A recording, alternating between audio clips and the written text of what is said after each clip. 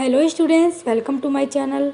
सो students, जैसा कि आपके बीए के सेकेंड ईयर के थर्ड सेमेस्टर में जो आपका न्यू सिलेबस है मेडिवल हिस्ट्री का, यानी मध्यकालीन इतिहास का जो न्यू सिलेबस है वो आज की वीडियो में मैं आपको बताने वाली हूँ। यानी NEP 2020 के अकॉर्डिंग जो आपका नया सिलेबस है, और ये सभी यूनिवर्सिटी के लिए है। तो स्टूडेंट्स, इसमें आपको पढ़ना है आधुनिक भारत का इतिहास 1757 ईस्वी से लेकर 1950 ईस्वी तक।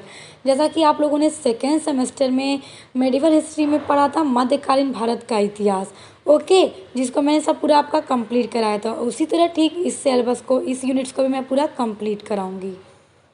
तो स्टूडेंट्स देखिए, आप लोगों के स्क्रीन पर आपका नया जो सिलेबस है third semester history of modern India का वो आपको दिख रहा है। और देखिए, आपके सभी सिलेबस में 8 यूनिट्स होती हैं, उसी तरह इसमें भी 8 यूनिट्स हैं। तो आज की वीडियो में मैं आपके इसी 8 यूनिट्स को पूरा चैप्टर वाइज बताऊंगी कि किस तरह से आपको पूरा चैप्टर वाइज पढ़ना है, कितने चैप्टर में डिवाइड है आपकी 8 यूनिट, और किस तरह से आपको पढ़ना स्टार्ट करना है। और मैं आपकी सभी यूनिट्स को पूरा कंप्लीट कराऊंगी, मॉडल पेपर भी प्रोवाइड करूँगी। तो आप लोग देख सकते हैं यूनिट 1, 2, 3। अगर आपको इसको देखना, आप पॉज करके वीडियो देख लीजिए। तो स्टूडेंट्स देखिए, हमने सिलेबस देख लिया आपका कि क्या था। देखिए, जो आपके सिलेबस में 8 यूनिट्स हैं तो उनको चैप्टर वाइज में बांटा गया है आपके बुक में। देखिए, पहले आपको अपनी 8 यूनिट्स देखनी है कि क्या क्या पढ़ना है। अब उस 8 यूनिट को कितने चैप्टर में बांटा गया है, तो अब हम उसको देखेंगे चैप्टर वाइज। आपके सभी टॉपिक को हम देखेंगे, जो कि आपके बुक में यही सारे चैप्टर्स होंगे, और आपको यही सारी चीजें आपको पढ़नी है अपने हिस्ट्री ऑफ मॉडर्न इंडिया में। तो चलिए आइए इसको देखते हैं चैप्टर वाइज, और इसको हम हिंदी एंड इंग्लिश में दोनों में जानने का प्रयास करेंगे, क्योंकि मेरे जो स्टूडेंट्स हिंदी में पढ़ते हैं उनके लिए और जो इंग्लिश में पढ़ते हैं उनके लिए, दोनों के लिए आसानी रहे। आइए देखते हैं। देखिए, पहला चैप्टर है आपका यूरोपीय कंपनियों का आगमन। जो यूरोपीय कंपनियां भारत में जिसका आगमन शुरू हो गया था उनके बारे में देखना है, और नियंत्रण के लिए प्रतिद्वंदीता, ये आपको अपने चैप्टर 1 में पढ़ना है। इंग्लिश में यही देखिए, अराइवल ऑफ यूरोपियन कंपनीज, जो यूरोपियन कंपनीज इंडिया में जिनका आगमन हो चुका था। उसके बाद देखिए, रिवेलरी फॉर कंट्रोल, ये आपका चैप्टर 1 होगा। चैप्टर 2 है आपका ब्रिटिश ईस्ट इंडिया कंपनी का प्रभुत्व। उसके बाद प्लासी और बक्सर का युद्ध और उसके प्रभाव, जो पलासी और बक्सर का युद्ध हुआ था और उसके क्या क्या इम्पैक्ट पड़े थे उनके बारे में देखना है। इंग्लिश में देखिए, ascendancy of British East India Company, Plassey and Buxar and its impact, यानी उन युद्धों के क्या इम्पैक्ट पड़े। तो स्टूडेंट्स, हम पहले आपका सभी यूनिट्स को देख लेते हैं क्या क्या आपको पढ़ना है। उसके बाद सभी चीजों को मैं कंप्लीट कराऊंगी, और क्वेश्चंस आंसर की वीडियोस अपलोड करूंगी, और मॉडल पेपर की वीडियोस भी अपलोड करूंगी, ताकि आप लोग एग्जाम के लिए अच्छे से पढ़ाई कर सकें। तो स्टूडेंट देखिए, जब मैं सिलेबस बता लूंगी उसके बाद टॉपिक्स की वीडियो अपलोड करती रहूंगी, और लगातार मैं आपके क्वेश्चन और मॉडल पेपर की वीडियोस अपलोड करती रहूंगी। तो आप लोग मेरे चैनल पर डेली विजिट कीजिएगा और डेली देखते रहिएगा। आपके सब्जेक्ट्स के मॉडल पेपर अपलोड होते रहेंगे, क्वेश्चन अपलोड होते रहेंगे, जिनको आप देख देख कर एग्जाम की तैयारी करते रहिएगा। देखिए, तीसरा है आपका ईस्ट इंडिया कंपनी का प्रादेशिक विस्तार, यानी ईस्ट इंडिया कंपनी का प्रादेशिक विस्तार पढ़ना है, जो कि 1770 से 1856 ईस्वी तक। देखिए, territorial expansion of east India company 1770 to 1856। उसके बाद आपका चैप्टर 4 है रणजीत सिंह के अधीन पंजाब का उदय, rise of Punjab under Ranjit Singh. इनके बारे में पूरा हमको डिटेल में पढ़ना है चैप्टर 4 में। विजय और प्रशासन, कॉन्क्वेस्ट एंड एडमिनिस्ट्रेशन हमें पढ़ना है। देखिए स्टूडेंट्स, ये सब आपका NEP 2020 के अकॉर्डिंग जो आपका न्यू सिलेबस है नवीनतम पाठ्यक्रम के अनुसार, वो हम देख रहे हैं। अब देखिए, आपका चैप्टर 5 है 18वीं शताब्दी में हैदराबाद और मैसूर का उदय, यानी rise of Hyderabad and Mysore in 18th century. 18वीं शताब्दी में जो हैदराबाद और मैसूर का उदय हुआ था, उसका जो राइज हुआ था, उसके बारे में हमें पूरा डिटेल से चैप्टर 5 के अंदर पढ़ना है। उसके बाद है औपनिवेशिक काल में भू राजस्व प्रणाली, यानी land revenue system during colonial period, यानी औपनिवेशिक काल में जो भू राजस्व प्रणाली थी, जो रिवेन्यू किया जाता था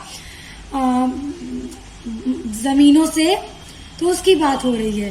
permanent settlement, ryotwari and Mahalwari system, यानी स्थायी बंदोबस्त, रैयतवाड़ी और महलवाड़ी जो व्यवस्था थी, और इन सभी व्यवस्था के बारे में हमें डिटेल से चैप्टर 6 में पढ़ना है। अब देखिए चैप्टर 7 है आपका भारतीय पुनर्जागरण, यानी इंडियन रेनेसांस जो हुआ, पुनर्जागरण जो हुआ, उसके बारे में पढ़ना है, और उसके सुधार और समीक्षा के बारे में यूनिट चैप्टर 7 में पढ़ना है। रिफॉर्म एंड रिवाइवल्स, हमें ये सारी चीजें चैप्टर 7 में पढ़नी है। चैप्टर 8 है आपका सत्ता का परिवर्तन, ट्रांसफर ऑफ पावर। देखिए कंपनी से क्राउन तक, यानी कि जब भारत में यूरोपियन का आगमन जब होना शुरू हुआ, तो पहले उन्होंने यहाँ पे व्यापार करने की आज्ञा मांगी, आज्ञा मिल गई। उसके बाद उन लोगों ने अपनी यहाँ पे कंपनियां स्थापित करना शुरू कर दी, यहाँ की राजनीति में घुसने लगे, और फिर क्या हुआ, सत्ता का परिवर्तन, यानी जो पावर थी उसका ट्रांसफर हो गया, और फिर हमारे देश में अंग्रेजों की सत्ता स्थापित हो गई थी, यानी कि कंपनी से शुरुआत हुई और क्राउन तक पहुंच गए, फ्रॉम कंपनी टू क्राउन। ये सारी चीजें हमें डिटेल में यूनिट यानी कि चैप्टर 8 में पढ़ना है। स्टूडेंट्स देखिए, जो आपका मेडिवल हिस्ट्री यानी हिस्ट्री ऑफ मॉडर्न इंडिया का जो सिलेबस है 3rd सेमेस्टर में, उसको वीडियो के स्टार्ट में मैं आपको दिखा चुकी हूँ। यहाँ पर मैं उसी सिलेबस को, जिस सिलेबस में आपकी 8 यूनिट्स हैं, उसी सिलेबस को मैं चैप्टर वाइज बता रही हूँ कि एक एक जो चैप्टर में आपको क्या क्या चीजें पढ़नी है। जैसे मान लीजिए कि यहाँ पर अगर 4 से 5 चैप्टर आपके यूनिट 1 के हो, तो उसी तरह से फिर यूनिट 2 के जो चैप्टर है, यूनिट 3 के जो चैप्टर है, तो पूरे हम अलग अलग देख रहे हैं, जो कि आपको देखकर पढ़ने में आसानी रहेगी। आप एक एक चैप्टर को देखिएगा, पढ़ना शुरू कर दीजिएगा। देखिए यहाँ पे चैप्टर 9 जो होगा वो है Lord Lytton and Lord Ripon. हमें इन सभी के बारे में पूरा डिटेल में पढ़ना है चैप्टर 9 के अंदर। उसके बाद देखिए चैप्टर 10 है आपका लॉर्ड कर्जन और बंगाल का विभाजन, यानी कि किस तरह बंगाल का विभाजन हुआ। इंग्लिश में देखिए लॉर्ड कर्जन, इनके बारे में ये पूरा डिटेल में पढ़ना है। एंड पार्टीशन ऑफ बंगाल, यानी बंगाल का किस तरह से पार्टीशन हुआ, ये सारी चैप्टर 10 में पढ़ना है। चैप्टर 11 है भारत में कृषि का व्यवसायीकरण और उसके प्रभाव, यानी कि भारत में जो कृषि का व्यवसायीकरण था उसके बारे में और उसके प्रभाव के बारे में पढ़ना है कि उसके क्या प्रभाव पड़े। Commercialisation of agriculture and its impact. उसके बाद चैप्टर 12 में हमें पढ़ना है रेलवे का विकास एवं इनके प्रभाव। देखिए रेलवे का विकास भी इसी काल में हुआ था, तो इनके बारे में पढ़ना है, उसका क्या क्या इम्पैक्ट पड़ा। देखिए डेवलपमेंट ऑफ, देखिए ऑफ रिपीट हो गया, development of railways and its impact. देखिए चैप्टर 13 में आपको पढ़ना है औपनिवेशिक भारत में शिक्षा का विकास, यानी development of education in colonial India. जो औपनिवेशिक भारत था उसमें शिक्षा का विकास किस तरह से हुआ, शिक्षा किस तरह से डेवलप हो रही थी, उसके बारे में पूरा हमें डिटेल से चैप्टर 13 के अंदर पढ़ना है। चैप्टर 14 में हमको पढ़ना है मॉडले मिंटो सुधार के बारे में, यानी जो मॉडले मिंटो रिफॉर्म था उसके बारे में हमें 14 में पढ़ना है। उसके बाद 15 चैप्टर में पढ़ना है गवर्नमेंट ऑफ इंडिया एक्ट 1919 एवं 1935। देखिए गवर्नमेंट ऑफ इंडिया एक्ट जो है 1919 से 1935, ये हमें पूरा चैप्टर 15 के अंदर पढ़ना है। चैप्टर 16 है आपका भारत में सांप्रदायिकता का उदय और विकास। देखिए जो सांप्रदायिकता थी उसका भारत में किस तरह से उदय हुआ, किस तरह से उसका राइज हुआ और किस तरह से सांप्रदायिकता का भारत में विकास हुआ। राइज एंड डेवलपमेंट, यानी उदय और विकास ऑफ कम्युनलिज्म इन इंडिया।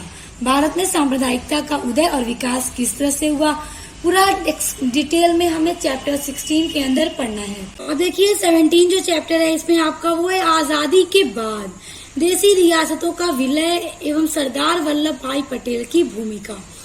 देखिए mergers of princely states after independence and role of Sardar Vallabh Bhai Patel.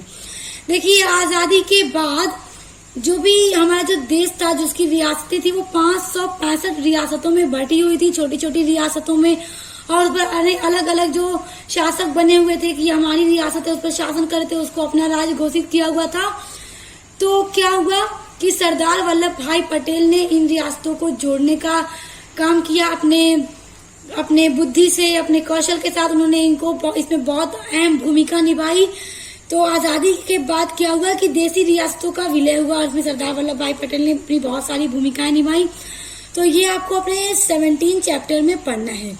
तो स्टूडेंट्स देखिए, आपका जो सिलेबस है बीए सेकेंड ईयर के थर्ड सेमेस्टर का नया सिलेबस जो है एनईपी 2020 के अकॉर्डिंग, तो उसका जो सिलेबस की 8 यूनिट्स हैं वो पूरे 17 चैप्टर्स में बटी हुई हैं, जो कि आपको पढ़ना है। इसकी क्लास स्टार्ट होगी जल्द मेरे चैनल पर, और साथ ही साथ सभी यूनिट्स को आपको पढ़ने के लिए मिलेंगी नोट्स के साथ, एक्सप्लेनेशन, और उसके साथ साथ आपको जिस यूनिवर्सिटीज में एमसीक्यू एग्जाम होते हैं तो उनके लिए एमसीक्यू टाइप वीडियोस अपलोड करूंगी, मॉडल पेपर के वीडियोस अपलोड करूंगी, इंपॉर्टेंट क्वेश्चन आंसर के वीडियोस अपलोड करूंगी। तो आपको अपने थर्ड सेमेस्टर के हिस्ट्री ऑफ मॉडर्न इंडिया से हर चीज पढ़ने के लिए मेरे चैनल पर मिलेगा, और वो भी बिल्कुल फ्री में। तो आप उसके लिए मेरे चैनल से जुड़ जाइए।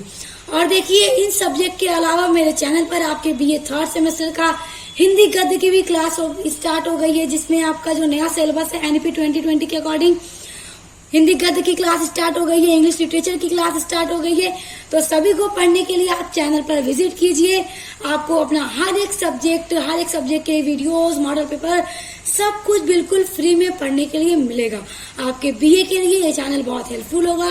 अगर आपको हेल्पफुल लगे तो चैनल को सब्सक्राइब करके बेल आइकन को प्रेस कर लीजिए। और मिलते हैं नेक्स्ट वीडियो के साथ।